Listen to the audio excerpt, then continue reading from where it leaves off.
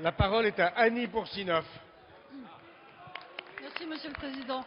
Puisque Monsieur le ministre de l'Agriculture nous a assuré hier soir qu'il va confirmer le moratoire de l'interdiction de la France de l'OGM 810, en espérant qu'il tienne promesse, bien sûr, ma question s'adresse à Monsieur le ministre de la Santé sur un sujet qui touche en partie l'agriculture, comme vous allez le voir.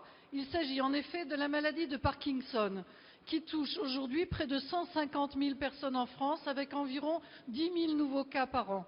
Elle ne concerne pas que des personnes âgées, mais affecte pour un tiers des adultes de moins de 60 ans, bouleversant leur vie et celle de leur entourage. Cette maladie chronique, dont l'exposition aux pesticides constitue un facteur aggravant, se traite, mais ne se guérit pas. Les personnes qui en souffrent ont donc besoin d'une prise en charge et d'un suivi sur le plan médical et social tout au long de leur vie. Face à cet enjeu de santé publique et de solidarité, Monsieur le ministre, vous avez promis un plan Parkinson.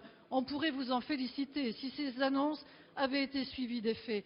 Malheureusement, et comme trop souvent, le financement et les prises de décision de votre ministère n'ont pas suivi. Faire miroiter aux associations, aux malades et à leurs familles des plans gouvernementaux sans y mettre les moyens nécessaires discrédite votre gouvernement. Ce discrédit retentit sur les élus de toutes couleurs politiques qui voudraient sincèrement voir avancer cette cause. Monsieur le ministre, je vous demande de bien vouloir indiquer à la représentation nationale les mesures concrètes que vous allez prendre pour faciliter la vie des personnes qui souffrent de la maladie de Parkinson. Je vous remercie. Monsieur le ministre du Travail, de l'Emploi et de la Santé.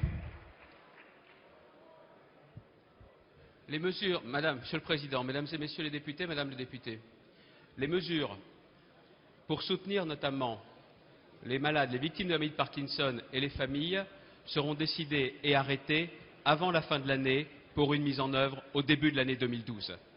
Depuis la journée sensibilisation sur la maladie de Parkinson, en avril dernier, avec Nora Berra, nous avons décidé de réunir l'ensemble des acteurs de ce dossier, et bien évidemment au premier plan desquels les associations de patients. Nous avons décidé le 11 avril dernier cette réunion de travail. Les réunions se font de façon tout à fait régulière. La dernière a eu lieu le 10 novembre dernier. C'est à partir de ce moment-là que nous avons fixé ce calendrier très précis. Vous êtes à l'origine de cette question. Je voudrais aussi saluer l'engagement de nombreux élus, quelle que soit leur sensibilité, et particulièrement de Jean-Charles Taugourdeau sur cette question. Il faut bien savoir que nous avons décidé des premières mesures. Vous savez qu'il y avait des centres que je qualifierais d'informels. Nous voulons les transformer en centres de ressources.